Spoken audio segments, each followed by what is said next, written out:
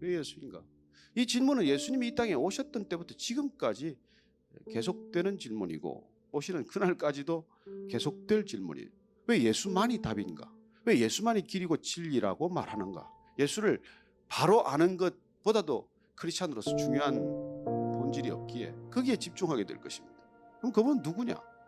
그분은 하나님이시라는 거. 기독교는 그게 전부예요. 예수는 인간으로 오셨는데 그분이 하나님이라는 거예요. 천국 들어가려면 비자는 받아야 되는데 그 비자를 무슨 돈을 주고 살 수 있는 것도 아니고 내가 뭘 열심히 일을 해서 타는 것도 아니고 뭐 로비를 해서 얻는 것도 아니고 오직 한 가지 내가 믿음으로만 받는다고. 근데 그걸 오직 은혜로만 받는다. 하나님께서 값없이 준다는 거예요.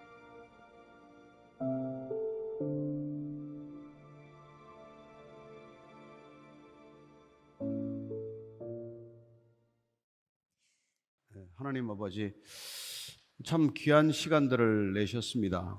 어려운 시간입니다. 세상은 점점 팍팍하고 사는 것이 힘들어지고 있습니다. 늘 위기 속에 살아가는 저희들의 일상입니다. 왜 예수님에 관한 얘기를 들어야 하는지, 또 예수님은 누구신지, 또 예수님을 만나서 우리의 인생은 어떻게 바뀐다는 것인지 이틀간의 시간 동안 예수를 알게 하시고 예수를 내 인생의 동반자, 친구로 만날 수 있도록 주님께서 친히 이 자리에 함께 하셔서 각 사람의 마음 문을 열어주시고 또 마음 가운데 지극한 평강을 허락하여 주옵소서. 예수님 이름으로 기도합니다. 아멘. 저는 원래 불교 신자였어요. 47살 때까지 불교에 심취했던 사람입니다. 사실은 뭐 주기도문보다도 반야바라밀다 심경 이런 게 훨씬 편한 사람이었어요. 지금도 반야바라밀다 심경을 아직 기억하고 있습니다. 관자재 보살 행심반야 바라밀다시 조견오옹 더 고액 그리고 색적 시곡 공적 시색 이 정도 깨달으면은 여러분 인생에 뭐 별로 어려운 거 없습니다. 불교에도 깊은 성찰이 있고 깨달음이 있어요. 근데 뭐 때문에 제가 기독교로 개종을 했는지 말씀을 좀 먼저 드리겠습니다. 저는 원래 25년간 기자 생활을 했어요. 78년도에 MBC에 들어갔습니다. 1978년이 어떤 해인지 잘 아실 것입니다. 그 다음 해에 11.6이라고 하는 박 대통령 시해 사건이 일어나게 됩니다. 그죠? 현직 대통령이 중앙정보국장 김재규 부장에 의해서 총으로 살해되는 사건이죠. 그 다음에 80년도는 또 어떤 사건입니까? 11.6 사건 이후에 12.12 또 이 전두환 보안사령관 당시 그분이 정권을 장악하게 되고 80년도 나라의 격변기로 들어가게 됩니다. 그 현장, 역사적인 현장에 다 있었습니다.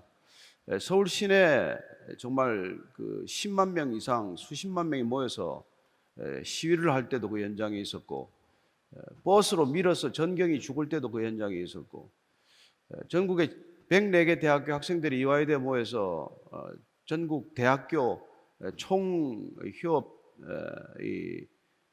시위를 결정할 때도 그 현장에 있었고, 그리고 또 그 이어서 일어난 사북 사태 때 사북의 탄광에서 큰 또 이 쟁의가 있었습니다. 그때도 사람이 죽었죠. 그 현장에도 득달같이 달려갔고, 드디어 광주 민주 항쟁이라고 부르는 사건 현장에도 가서 취재를 했었습니다.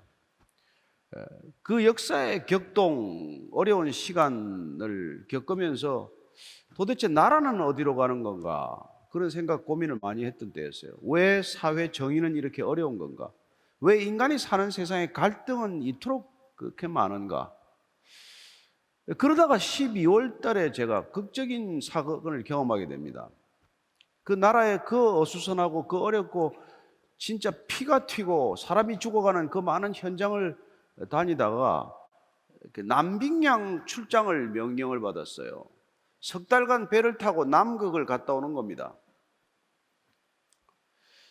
부산에서 출항하는 배를 좀 덜 타기 위해서 싱가포르에 가서 그 배를 얻어 타고 싱가포르, 인도네시아 섬 사이 그 순다 해협이라는 것들 건너가지고 대권황해, 그 일단 항로가 없어요. 남극까지 그냥 직선을 걷고 내려가는 그런 항로를 통해서 남극에 가는 여정이었습니다. 다녀오는 거였어요. 그 남극 여행을 하면서 어떤 기분이었겠습니까? 배만 석 달 타는데 육지에서 인간이 이렇게 복잡하게 살아가는데 말이죠. 그 넓은 바다에 배 한 척 보이지도 않아요. 그 망망대해에 말이죠.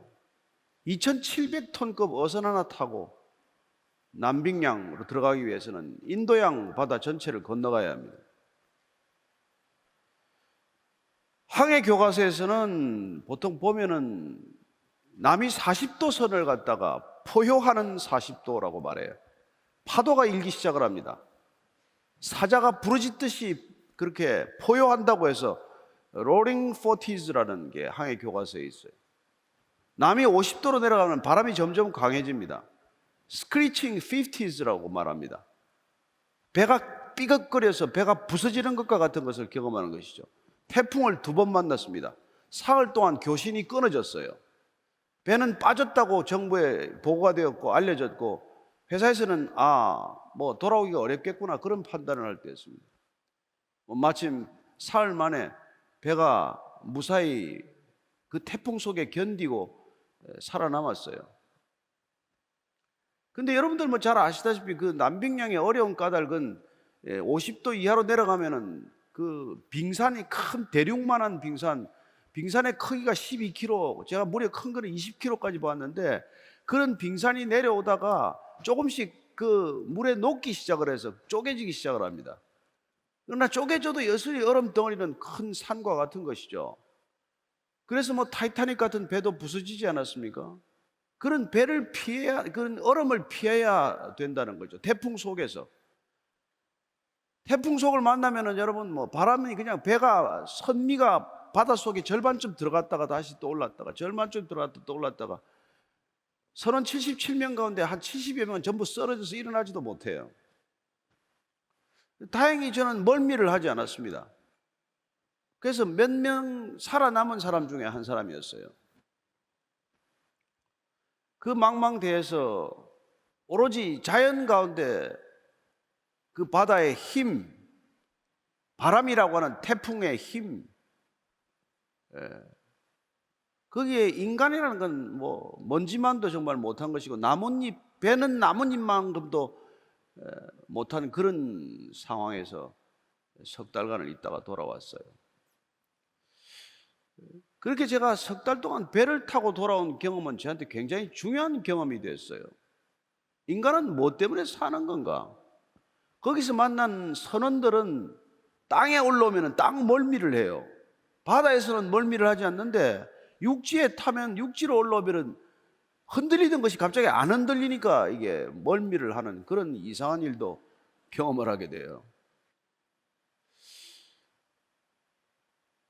그때 저는 다시 한번 사춘기 때 고민했던 것, 도대체 인생이란 뭔가? 인간은 왜 사나? 궁극적인 목적이 뭔가? 무엇 때문에 그렇게 싸우고 무엇 때문에 그렇게 치열하게 살아가야 하는 건가? 그리고 궁극적으로 우리는 사후의 세계가 있는가? 죽으면 도대체 어디로 간다는 건가? 이런 피하지 못할 질문들을 끊임없이 생각하는 그런 시간들을 정말 바다 한가운데서 다시 한번 생각하게 된 것이죠. 그리고 돌아와서는 또 일상 가운데로 또 돌아오게 됩니다. 그리고 언론 생활이 얼마나 바빴든지 25년 동안 17년 동안은 휴가를 자진해서 반납했어요. 휴가 가지 않았습니다. 남들 휴가 가는 거 다 가고 어떻게 남들보다 한 발자국 앞서가겠어요. 누가 휴가 가지 말라는 것도 아니지만 어쨌든 휴가를 반납하고, 그래서 남들보다도 조금 한 발자국 앞서가고 치열하게 정말 잠자지 않고 죽도록 일해가지고 남보다 한 발 앞서가는 것, 그게 인생의 마치 목적인 것처럼 또 살기 시작을 하고, 그래서 남들이 출입하지 않는 청와대 새 정권에 출입을 하고 워싱턴 특파원을 갔다 오고 부장을 5개 하고, 그런 커리어를 쌓는 것에 내 인생 전부를 던지다시피 했기 때문에 가정은 그냥 장식품이에요. 애들이 크는지 안 크는지, 아픈지 안 아픈지, 무슨 고민이 있는지 돌아볼 겨를 없이 살았던 그런 시간이었습니다. 어쩌면 이 자리에 제 나이쯤 되는 분들이라든지 또 나이가 한 60 이상 되시는 분들은 그런 사회를, 그런 세상을 누구나 함께 살았을 것입니다. 어떤 직업을 가졌건 어떤 삶의 여정을 걸었건 정말 하루도 편한 날이 없었어요. 그 당시 한국 언론에 늘 시작할 때 올해가 위기다로 시작을 해요. 맨날 시작할 때마다 올해가 위기다, 올해가 고비다, 올해가 어느 때보다도 위기다. 지난 30년, 40년간 계속된 새해 뉴스예요, 새해 뉴스. 그 다음에 연말이 되면 뭐라 그럽니까? 다사다난했던 한 해다. 맨날 다사다난했대. 일이 많고 어려움이 많았다는 거예요. 뭐 그런 게 늘 반복되는 그런 우리의 삶이었습니다. 뭐 그런 바쁜 일상 가운데서 저는 제 가정을 돌아볼 겨를이 없었어요. 새벽에 나갔다가 새벽에 들어오는 그런 시간들이 많았습니다. 하루는 제 어머님이 저를 부르시더니 그래요. 너 요새 독립운동하러 다니냐? 무슨 대단한 일을 한다고 집을 그렇게 함부로 이렇게 소홀히 하고 다니느냐, 이제 그런 얘기죠. 그러나 어쨌든 저희들 세대들은 그렇게 살았기 때문에 한국이 여기까지 왔다고 믿는 사람이에요. 어떤 직업을 가졌건 어느 분야에서 일했건 정말 목숨을 걸고 일했고, 그게 돈을 버는 일이건 공직 생활이건 아이들을 가르치는 교육자건 무슨 학교 교수가 되었건 의사가 되었건 저 같은 언론인 생활을 했건 다 그런 치열한 삶을 살았어요. 그러나 지금은 어떻습니까? 그렇지 않죠. 전혀 분위기가 달라졌습니다. 그러나 분위기가 아무리 달라져도 우리의 궁극적인 질문은 바뀌지 않는다는 거예요. 어떻게 살아야 되나? 뭘 하고 살아야 되나? 삶의 궁극적인 목적은 무엇인가 하는 것입니다. 그 질문이 우리가 묻지 않게 되면은 육신으로 사는 동안 사는 거 열심히 살다가 죽으면 끝이라고 생각을 하겠죠. 그 말대로 죽으면 끝이다 라면 여러분한테 제가 이런 말씀을 가지는 시간도 필요 없습니다. 이렇게 복잡하게 살고 어렵게 살고 힘들게 사는데 죽으면 끝이다. 그러면 이렇게 어렵게 사는 이유는 뭐가 있고 이렇게 힘들게 살 이유는 뭐가 있겠어요? 그래서 요즘 젊은 사람들 고민 잘 안 합니다.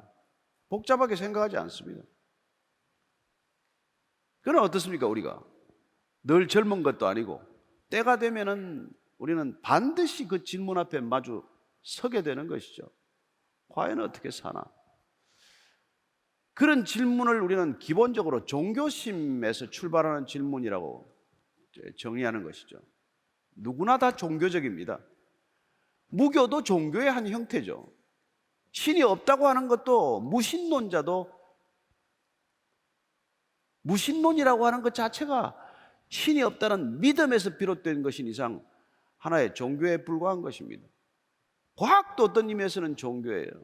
모든 과학이 모든 문제를 해결해 줄 수 있다고 믿는 믿음이라면 그 믿음이 하나의 종교적 역할을, 종교적 기능을 다하고 있는 것이죠. 여러분은 이 자리에 어떤 종교를 가지고 오셨는지 모르겠습니다. 많은 종교가 있을 수 있죠. 그러나 말씀드린 대로 난 무신론자라고 하더라도 신은 없다, 이 세상 죽으면 끝이다, 그냥 하고 싶은 대로 하고 욕망대로 살다가 하면 되는 것이다 라고 생각할지라도 그런 생각 자체, 그런 생각의 틀, 그런 생각의 관점 자체가 하나의 본인의 편견이 되었건 사사로운 견해가 되었건 그것도 나름대로의 자기 믿음, 자기 확신, 자기 주장이라고 하는 것이죠. 저는 말씀드렸다시피 47살 때까지 불교 신자였기 때문에 윤회론을 믿었고 그리고 정말 보이는 세계와 보이지 않는 세계가 둘이 아니라 하나다, 또 이런 믿음을 가졌고 그렇게 살았습니다. 그러나 한 가지 인생에 참 묘한 게 제가 아내를 만난, 결혼한 제 아내가 예수를 믿는 사람이었어요. 근데 이제 저희 집에서 절대 못 나가게 했죠. 교회를 못 나가게 해서 13년간 교회를 못 나가게 발을 묶어놨어요. 근데 그게 쉽지 않더라고요. 그 말을 어기고 교회를 나가길래 잡으러 갔습니다. 잡으러 가서 제가 그 잡으러 들어간 게 첫 번째 교회에 발을 들여놓은 사건이었어요. 근데 제 말을 무시하고 또 나가요. 그러게 해서 이제 제가 도대체 이 교회가 뭔데, 내 아내가 남편보다도 교회를 더 중요하게 생각하나, 돈 벌어주는 남편보다도 왜 돈 안 벌어주는 예수를 좋다고 하나, 이거 그냥 내버려 두면 안 될 일이다. 그래서 이게 교회를 좀 고발하기 위해서, 기독교가 허구라는 것을 좀 증명하기 위해서, 기독교 신자들이 얼마나 엉터리인지를 좀 알게 하기 위해서 제가 성경을 본 게 화글이었어요. 5번을 내리 읽었더니 여기 진리가 있더라고요. 문제는 제가 진리를 알고 나니까, 그게 진리라는 것을 믿게 되니까 이제는 제 아내가 가짜라는 걸 알게 되었습니다.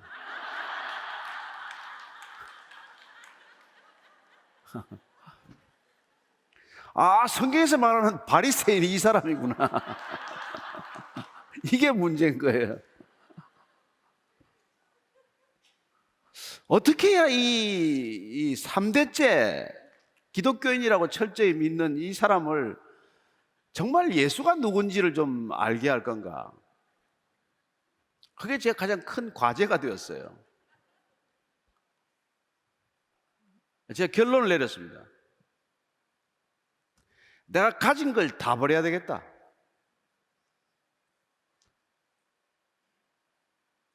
이 사람은 교회를 열심히 다니지만 모든 걸 제한테 의지했어요.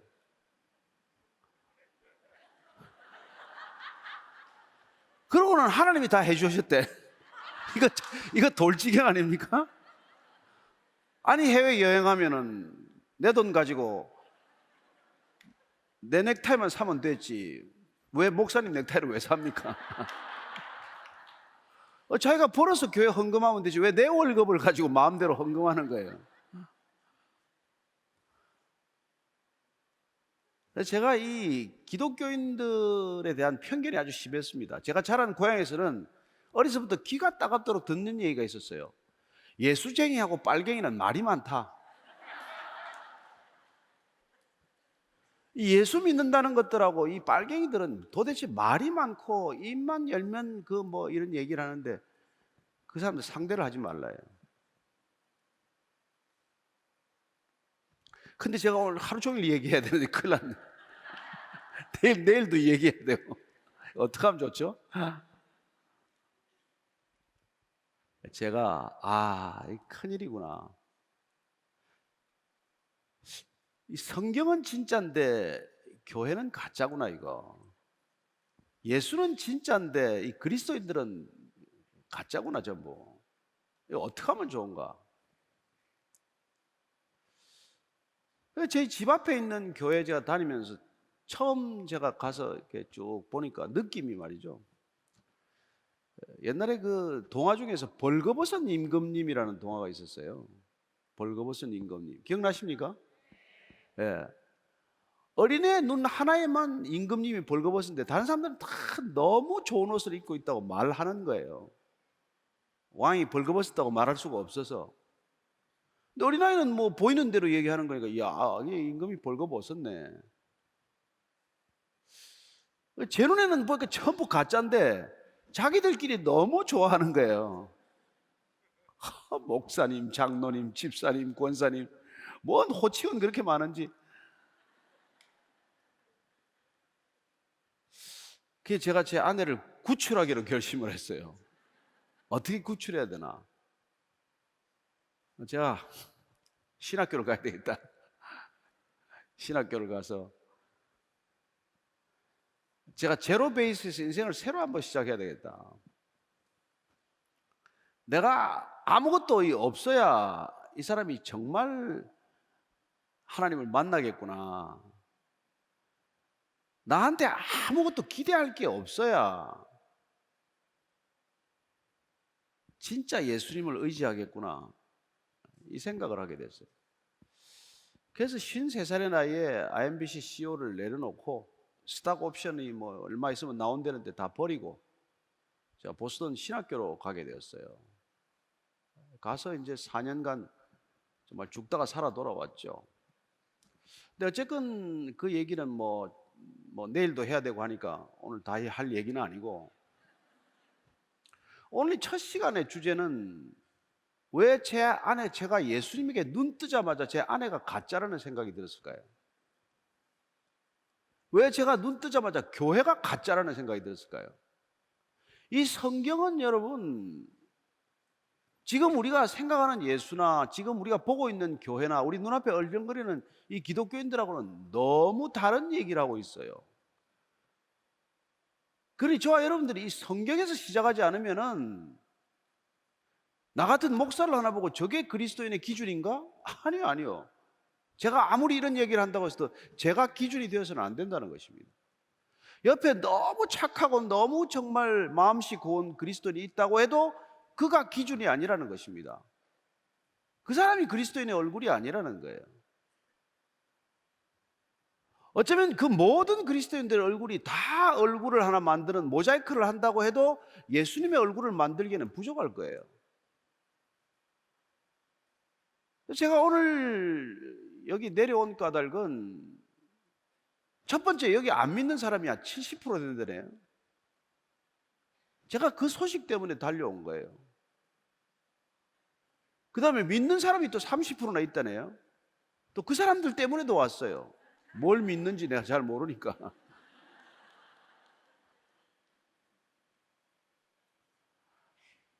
여러분, 하나님은 종교가 아닙니다. 예수님은 종교가 아니에요. 예수님은 종교를 없애러 오신 분입니다.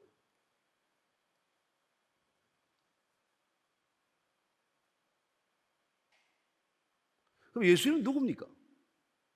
그 이 책에 예수님이 나는 누구다라고 하는 얘기를 직접 들어야 돼요. 그래서 오늘 저는 여러분들에게 첫 번째, 예수가 종교가 아니다로부터 시작하고자 하는 것입니다. 예수님이 당신 자신을 스스로 소개한 책이, 가장 잘 정리가 된 책이 요한복음이라는 책이 있어요. 거기 보면 예수님께서 자기 소개를 하고 있습니다. 자기 소개를. 첫 번째 자기 소개가 나는 생명의 떡이다라는 거예요. 우리 잘 아는 생명의 떡이다. 뭐 영어를 써서 죄송하지만 I am the bread of life. 나는 생명의 떡이다. 그럼 떡이 종교입니까? 빵이 종교예요? 쌀이나 밥이 종교입니까? 그건 먹어야 되는 생명이에요. 그래서 두 번째, 그분은 나는 세상의 빛이다라고 또 말합니다. 빛이다. 이 뭐 형광등 빛 말고 말이죠. 어쩌면 태양빛 말고 말이죠. 근원적인 빛, 빛을 있게 하는, 우리가 보는 이 발광체로부터 비롯되는 빛이 아니라 이 모든 것을 존재케 하는 존재 이전의 빛이라고 선언한 거예요. 그게 I am the light of the world. 세상의 빛이다라는 게 빛. 나는 뭐 양의 문이다. 그 이스라엘 사람들은 양이 늘 문을 제대로 출입해야 돼요. 안 그러면 맹수들한테 잡혀 먹어요.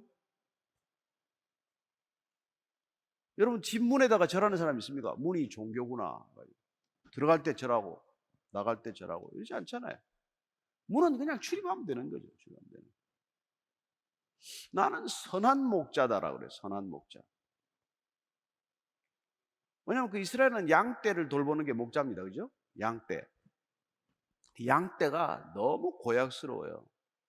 세상에 제일 무능하고 무기력한 동물이 양입니다. 양은 혼자서 넘어지면 못 일어납니다. 배가 둘러가지고. 목자가 이렇게 세워져 일어나요. 지독한 근시예요. 방향을 분간 못합니다. 가다가 앞에 한 마리가 절벽으로 떨어지면 뒤에 줄줄이 따라서 다 떨어져 죽어요. 인간이 그런 양떼나 마찬가지라는 거예요. 성질은 얼마나 못됐는지 추울 때는 뚝뚝 떨어져서 더 춥게 만들고 더우면 붙어요. 냄새 지독합니다. 목동 아무도 안 하려는 직업이에요. 근데 그런 양떼 같은 인간에게 그분은 다가오신 거란 말이에요.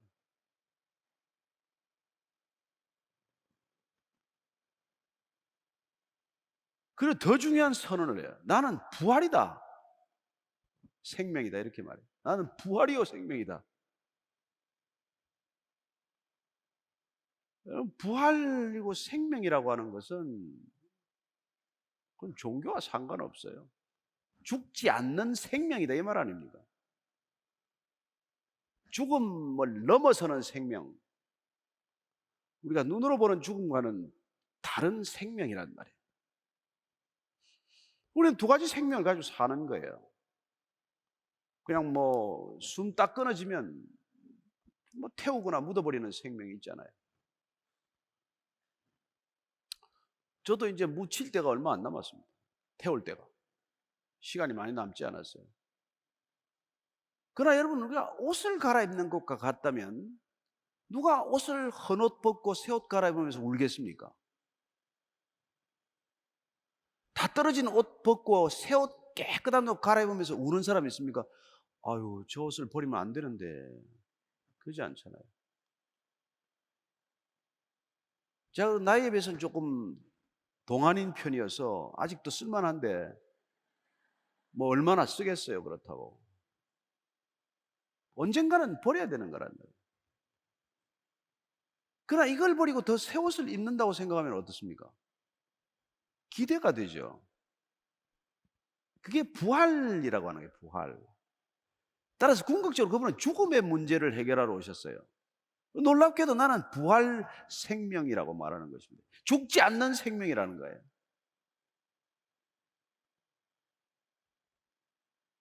그래서 여러분, 성경에서 가장 위대한 한 절 뽑으라 그러면은 되게 요한복음 3장 16절을 암송을 합니다. 하나님이 세상을 이처럼 사랑하사 독생자 예수를 주셨으니 이는 저를 믿는 자마다 죽지 않고 멸망하지 않고 영생, eternal life, 죽지 않는 생명을 주시고자 합니다. 예수 왜 믿는다고요? 왜 그리스도라고 우리가 부른다고요? 그 죽지 않는 생명 하나 때문에 우리가 그걸 믿는 거예요. 조금 더 잘 살고 건강하게 살고 이런 거하고 관계없어요. 아니, 죽음에 대한 두려움이 없어지고 나니까 마음이 너무 평안해가지고 얼굴이 확 피고 뭐 병도 다 낫고 이런 기적들이 있어요. 많이 있습니다. 그러나 그런 기적이 중요하지 않아요. 그래서 그분은 나는 길이요, 진리요, 생명이라고 말합니다. I am the way, the truth, the life. 얼마나 힘 있는 선언인지 몰라요. 나는 길이요, 진리요, 생명이다라고 말합니다. 어느 것도 종교적 언어가 아니에요. 종교가 문제를 해결했으면 예수님이 이 땅에 오실 필요가 없습니다. 종교는 인간의 문제를 본질적으로 해결하지 못했습니다. 왜요? 전부 종교의 패러다임은 여러분들이 뭔가를 쌓아야 되기 때문에 그래요. 뭔가 해야 되기 때문에. 모든 종교는 행위 종교예요. 행위 종교. 모든 종교는 적선 종교예요. 적선 종교. 모든 종교는 치성 종교예요. 치성을 다 해야 돼. 그걸 저는 마일리지 종교라고 이름 붙입니다. 마일리지를 쌓아야 돼. 어떻게든지 마일리지를 쌓아야 돼. 그래야 이코노미에서 비즈니스 클래스로 업그레이드가 되고 비즈니스에서 더 많이 쌓이면은 퍼스트 클래스로 업그레이드 되는 거죠. 여러분들이 뭔가 더 해가지고 뭔가 선행을 더 쌓아가지고 선을 더 많이 쌓아서 어떤 목적지에 이를 수 있다고 한다면 그 객관적인 자료가 어디 있습니까? 얼마나 쌓아야 되는데 누가 그걸 정합니까? 예를 들어서 뭐 10억 원어치 선행을 쌓으면은 뭐 이코노미 탈 수 있다. 뭐 100만 마일 쌓으면은 뭐 퍼스트 클래스 될 수 있다. 이런 수치를 누가 정하냐는 말이에요. 그러니 자력 구원, 내가 내 힘으로 내 문제를 풀고자 하는 이 모든 패러다임에는 항상 불확실함이 따르고 있다는 거예요. 늘 마음이 편치 않은 거죠. 아무리 해도 편안이 없습니다. 뭐 이 정도 하면 됐나? 아니 그 다음날 때면 또 불안하면 그만이죠. 뭐 또 원점으로 돌아가는 거죠. 예수님께서 놀랍게 오셔서 노 마일리지를 선언하셨습니다. 노 마일리지. 너희들의 마일리지는 아무 소용이 없다. 그냥 내가 주는 걸 받기만 해라. 내가 영생을 내게 선물로 주러 왔다. 인간의 노력으로는 절대 할 수 없는 것이기 때문에, 돈으로 살 수 있는 것도 아니고 내 노력으로도 내 어떤 것으로도 살 수 없기 때문에 이건 그냥 선물로 값없이 줄 수밖에 없어서 주노니 이걸 받으라는 거예요. 받으라는 거예요. 그 선물의 또 다른 별칭 이름이 성령이라고 말합니다. 성령, Holy Spirit이라고. 그 영이 우리 안에 들어오는 걸 갖다가 거듭남이라고 말합니다. Regeneration, Rebirth. 따라서 그 새 생명이 여러분한테 들어오는 것, 이게 오직 예수님의 관심이에요. 그게 있어야 예수님께서 약속하신 대로 내가 있는 곳에, 나 있는 곳에 너희도 내가 너를 초청하겠다. 따라서 그 우리에게 주시는 놀라운 영생은 예수님이 사는 그 천국이라고 부르는 그곳에 입국 비자와 마찬가지란 말이에요. 그 예수님의 초청은 한마디로 입국 비자를 받으라. 그 비자는 예수님 때문에 왔습니다. 한마디면 족하다. 예수님 나도 입국 비자가 필요합니다. 그 한마디면 내가 비자를 찍어주겠다는 거예요. 네가 세금을 얼마나 냈는지, 네가 뭘 얼마나 착한 일을 했는지, 네가 어떤 관계를 가지고 있는지 그걸 증명해보라고 말하지 않습니다. 그래서 예수님께서 여러분 십자가에 못 박힌 이유는 간단해요. 종교인들이 쌓아왔던 마일리지를 그분이 오셔서 노 마일리지를 선언하는 바람에 죽은 거예요. 여러분, 제가 황당한 일을 겪었어요. 그 뭐 포인트를 자꾸 쌓으면 뭘 준다 그래가지고 계속 열심히 쌓았는데 그 회사가 없어져 버렸어요. 무슨 꼴입니까? 2년 동안 쌓았는데 회사가 없어졌대요. 인간이 쌓는 포인트라는 그런 거란 말이에요. 어쨌건 여기는 마일리지를 쌓아야 되는 세상이에요. 근데 예수님이 말하는 하나님 나라에는 이 땅의 마일리지 가지고는 안 된다는 거예요. 그래서 마일리지 시스템을 근간으로 하는 종교와는 다르다는 것입니다. 이 마일리지가 필요 없다는 것을 복음이라고 말합니다. 복음. 복음이라는 건 영어로 굿뉴스죠.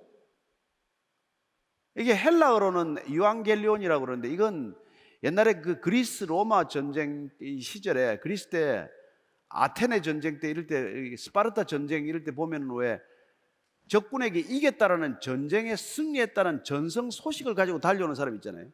그래서 마라톤이 42.195km가 된 거 아닙니까? 그 소식을, 마라톤 전력을 그렇게 달려와 가지고 이겼다라는 소식을 전하는 걸 복음이라고 그랬어요. 두 번째 소식은 새로운 로마 황제가 등극했다예요. 그 두 가지 소식을 전하는 걸 우리는 그 당시에 이 헬라인들은, 그리스 사람들은 그걸 복된 소식, 굿뉴스라고 말했어요.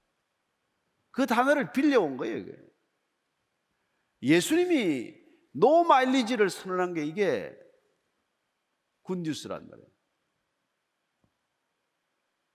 그분이 진짜 왕으로 등극하셨다. 이 땅에 수많은 왕들이 있지만 그분이 왕 중에 왕으로 이 땅에 오셨다. 그래서 그걸 복음이라고 그래요.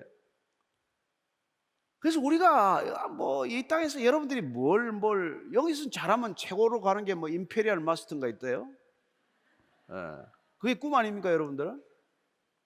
아유, 캐시가 10억이래네. 이 길로 들었을 걸 그랬나 봐요. 남은 목사 죽도록 해도 그 돈 못 벌 텐데.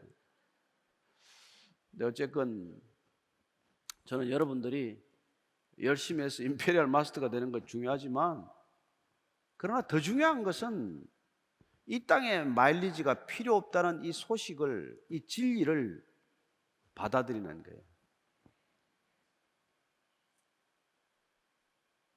이걸 받아들이는 것을 종교라고 말하지 않습니다. 이걸 복음이라고 말합니다. 그래서 기독교를 종교로 믿느냐, 이걸 복음이라고 하는 생명으로 사느냐, 이게 아주 중요한 차이를 낳습니다. 종교로서의 기독교를 소개하겠다면 여기까지 올 필요가 없어요. 그냥. 그러나 복음이라는 건 누군가 전해줘야 된단 말이에요. 그런데 저는 25년간 뉴스를 전했어요. 그 모든 뉴스가 밴 뉴스였다고. 밴 뉴스. 맨날 누가 죽었다요. 뭐 박정희 대통령도 죽었고, 옛날에 아웅산에 가가지고 전두환 대통령 끌고 가가지고 그 강요들 중에서도 이범석 장관도 또 죽고 맨날 죽었다. 그리고 좋은 소식은 뉴스가 안 됩니다. 개가 사람을 물면 뉴스가 안 되건 흔한 일이니까. 근데 여러분 중에 누가 개를 물면 뉴스가 되죠.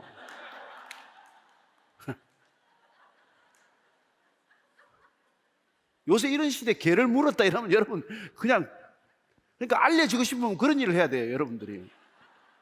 근데 그런 일을 해서 알려지라고 부추기는 게 이 미디어란 말이에요.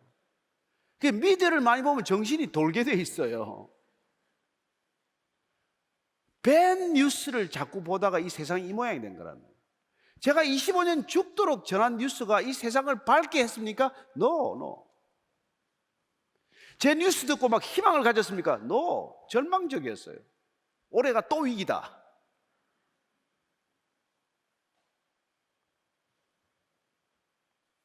그런데 여러분, 이 굿뉴스, 복음을 들으면 사람 이상하게 얼굴에 죽은 색깔이 바뀝니다.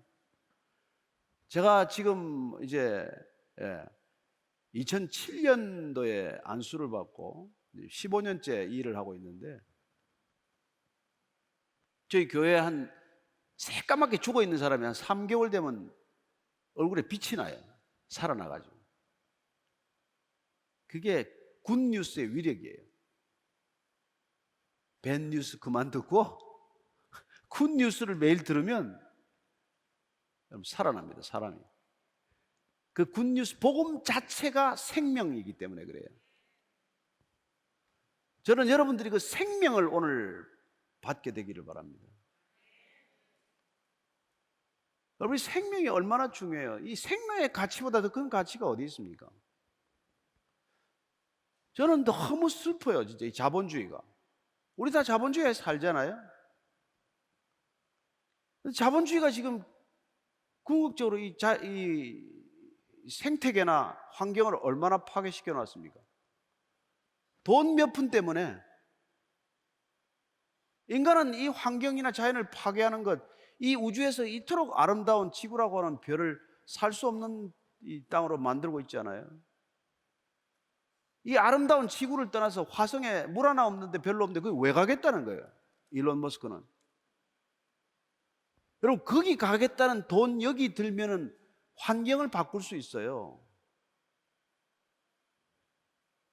인간이 사람을 죽이겠다고 만드는 무기가 1년에 지급되는 국방비가, 국방 예산이 전 세계적으로 20조 달러예요. 20조 달러. 그 돈이면은 이 세상을 완전히 통째로 바꿀 수 있는 돈입니다. 근데 인간은 그걸 못해요. 어떤 정부도 못합니다. 왜요? 밴 뉴스에 찌들어 있기 때문에. 언제 쳐들어올지 몰라. 우리도 무장해야 돼. 우리도 핵을 만들어야 돼. 다 그런 뉴스죠. 저는 이 종교야말로 해악 중의 해악입니다. 그래서 스탈린이나 이런 사람이 그렇게 말하는 거예요. 종교는 아편이다. 종교는 아편이다. 종교는 마약이다. 그래서 여러분, 공산주의하고 종교는 이게 원수지간이죠. 그러나 저는 복음은 공산주의건 무슨 민주주의건 자본주의건 그걸 따지지 않습니다. 그 누구도 생명이 없어서 살 수 있는 사람은 없잖아요. 따라서 저는 이 땅에 우리가 이 물리의 세계에서 살아가는 거니까 우리가 물리학이라는 게 생겼어요. 그건 보이는 현상계를 말하는 거예요. 물리학, 피직스. 근데 보이는 것만 가지고 있는 게 아니라고 생각하는 철학적 사고가 있어요. 메타피직스라고 그럽니다. 형이상학이라고 말해요. 인간이 보이는 것만 가지고 이게 전부라고 생각한다면 그냥 형이하학적으로 사는 것이고, 이 물리의 세계가 움직이는 더 큰 이치가 있다라는 것에 주목을 하면 형이상학, 철학적인 사고로 이제 사고가 전환되는 거란 말이죠. 한 단계 격상되는 거죠. 그러나 우리가 사후 세계로 넘어가면 종교적인 이제 세계로 또 넘어가요. 어떤데 그게 사후 세계가 어딘데? 따라서 모든 종교는 사후 세계로 가는 조건에 관한 것들을 걸어놓습니다. 그러나 문제는 거기에 인간의 역할, 인간의 노력, 인간의 이 마일리지를 요구한다는 게 문제란 말이에요. 예수님은 no mileage, no mileage. 그래서 이걸 누가 잘 안 믿겠습니까? 마일리지가 많은 사람들은 잘 안 믿습니다. 내 마일리지가 무효라 그러는데 누가 좋아하겠어요? 그래서 예수님 당시에 가장 마일리지를 많이 쌓은 사람들이 대제사장, 서기관, 율법학자, 바리새인, 이 사람들이 마일리지가 제일 많은 사람들이었단 말이에요. 근데 예수님이 이 사람들한테 도적이요, 절도요, 강도라 그랬단 말이에요. 왜? 영혼을 훔치니까. 너희들은 천국 가지도 않을 거면서 너희들도 못 들어가는 게 아니라 남도 못 들어가게 천국 문고리를 잡고 있구만. 그렇게 말씀하셨어요. 얼마나 끔찍한 일입니까? 저는 오늘 여러분에게 이 첫 시간을 예수님을 만나십시오. 예수님을 아십시오. 사람이 안다는 것은 관계를 갖는다는 것을 뜻하는 것입니다. 지식적으로 아는 것에 머물러서는 안 되는 것이죠. 예수가 그리스도다 아는 게 지식적으로 무슨 소용이 있어요?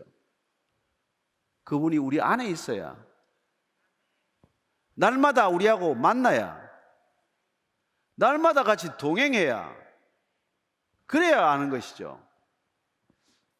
오늘 이 자리에 오신 그리스도인들은, 예수 믿는 사람들은 날마다 예수님과 친해지시기를 바랍니다. 예수님은 교회를 건물로 짓지 않았습니다. 그분은 기독교를 창시하지 않았어요. 오히려 유대교로 변해버린, 유대교가 가두어버린 하나님을 구출하셨어요. 그럼 라이언 일병인가? 유대교가 하나님을 예루살렘 성전에 가두었다고요. 제사장들의 전유물로 만들었어요. 제사라는 형식 속에 가두어버렸어요. 예수님이 그걸 다 파괴하십니다. 종교적 요소를, 첫째 성전을 다 무너뜨리셨어요. 제사의식을 다 폐지하셨어요. 그리고는 재물을 더 이상 가져오지 말라고 하십니다. 쉽게 말하면 헌금 가져오지 말라고 하시는 분이에요. 그분 자신을 헌금으로 드렸습니다. 예수님 당신 자신이 십자가에서 제물이 되셨습니다. 자기 자신을 제물로 드림으로 더 이상의 제사는 필요 없다고 선언하셨습니다. 따라서 그분은 종교의 3대 요소, 성전, 제사장, 제사, 세 가지를 다 폐지하신 분입니다. 그분이 교주입니까? 그분은 우리의 아버지요. 그래서 예수님은 하나님을 아빠라고 부르라고 하십니다. 아빠. 아빠는 종교가 아니에요. 여러분, 아빠가 종교입니까? 있겠죠, 교주가. 있을 수 있죠. 따라서 주님께서는 이 땅에 나는 길이요 진리요 생명이라고 선언하시더니 이 진리가 너희를 자유케 하리라고 선언하셨습니다. 그분은 우리를 자유롭게 하기 위해서 오셨습니다. 여러분, 세상에 뭘 해보니까 자유스럽습니까? 자유에 대한 얘기를 내일 하겠지만은 종교는 여러분을 자유롭게 하지 않습니다. 어떤 종교도 여러분들에게 더 많은 짐을 지울 것입니다. 더 많은 걸 요구할 것입니다. 더 많은 마일리지를 쌓으라고 할 것입니다. 예수님은 요구하지 않습니다. 수고하고 무거운 짐을 지었으면 다 오면은 내려놓으라고 말하십니다. 저는 그분 때문에 대박났습니다. 편해졌습니다. 쉬워졌습니다. 걱정이 없어졌어요. 두려움이 사라졌습니다. 생명으로 차고 넘칩니다. 그런 생명 현상을 경험하게 하신 그분이 바로 예수님이라는 것입니다. 따라서 그분은 종교 이상이기 때문에 저는 예수님이야말로 메타 릴리전이라고 부릅니다. 메타 피직스가 있듯이 메타 릴리전이라고 하는 것을 말씀드리고자 하는 것이죠. 그분은 종교 이상입니다. 그분은 종교로부터 우리를 해방시키는 분이십니다. 또한 그분은 노 마일리지를 선언하십니다. 여러분의 어떤 마일리지도 구원을 얻는데 합당한 마일리지는 없습니다. 구원을 받았기 때문에 기쁨으로 마일리지를 쌓을 수는 있습니다. 그러나 더 쌓는다고 구원이 더 새로워지는 것은 아닙니다. 그 받은 구원, 그 받은 생명, 그 받은 성령, 그 받은 은혜, 그 받은 놀라운 믿음이 너무 감사하고 기뻐서 그냥 날마다 기쁘게 살아가는 것이죠. 어떻습니까? 종교라고 생각하십니까? 아닙니다. 예수님은 종교가 아닙니다. 따라서 종교 통합 운동에 예수님이 끼일 이유는 없습니다. 종교는 통합하자는 얘기는 우리가 마일리지를 교환하는 시스템을 만들자. 그래서 불교에서 쌓은 마일리지나 무슬림이 쌓은 마일리지나 심지어 무슨 다른 정령 사상과 같은 그 어떤 토속 종교라고 하더라도 어떤 종교건 종교에서 쌓은 마일리지를 우리가 통합해서 서로 교환해서 쓰면 얼마나 좋냐. A 백화점에서 마일리지 쌓은 거 가지고 B 백화점에 가서 나눠 쓰고 그렇게 쓰면 좋겠죠. 그러나 예수님께는 안 통하는 얘기입니다. 그분은 종교가 서로 통합해서 종교가 서로 마일리지를 서로 공유하자고 하는데 아마 눈길 한번 안 주실 분일 거예요. 다만 그분은 내게로 오라. 내가 너희를 쉬게 하리라. 초청하는 분입니다. 여러분 이거 초청에 응하시면은 주님께서는 아무것도 묻지 않으시고 여러분에게 놀라운 선물을 주실 줄로 믿으시기 바랍니다. 그 선물을 값없이 준다고 값 없다고 생각하지 마십시오. 값을 매길 수 없어서 값없이 주실 분입니다. 여러분 자식들한테 가장 귀한 사랑을 주면서 그 사랑을 주는 값을 매겨서 너는 크면은 1억 갚아라 그렇게 말하는 부모가 어디 있습니까? 끝없이 아이들을 키워가지고 대학까지 졸업시켜 놓고서 지금까지 대학을 졸업하는데 토탈 액수가 8만 9천 몇 원이다 이렇게 쓰는 사람이 어디 있습니까? 아낌없이 주는 것이죠. 그래서 그분을 만난 사람은 아낌없이 주는 나무가 될 줄로 믿으시기 바랍니다. 저는 여러분들이 그분 안에서 얼마나 차고 넘치는 자유와 기쁨을 경험하게 될지 계속해서 말씀을 나누고자 합니다. 첫 시간 여기서 마치겠습니다. 잠깐 기도하겠습니다. 하나님 아버지, 왜 하나님을 아버지라고 부르라고 하셨는지 조금은 알 것 같습니다. 아버지라고 부를 때 우리는 마음속에 지극한 평안을 얻게 됩니다. 어쩌면 무서운 아버지, 매를 들고 늘 감시하고 때리는 아버지를 경험한 분도 계시겠지만 그러나 진실로 좋은 아버지라면 늘 우리를 품에 안아주시고 어떤 어려움이 있더라도 달려오기만 하면 그 품에 따뜻하게 안아주시고 등을 다독여주시는 분이 아버지이신 줄로 믿습니다. 예수님께서 오셔서 그 아버지와 우리 사이에 막힌 담을 헐어버리시고 하나님을 아빠라고 부르세요. 그리고 나와 함께 내가 있는 곳에 같이 사십시다 초청하셨으니 오늘 여기 있는 모든 분들이 그 초청에 기쁨으로 그 초청장, 초대장을 수락할 수 있게 하여 주옵소서. 예수님 이름으로 기도합니다. 아멘. 아멘.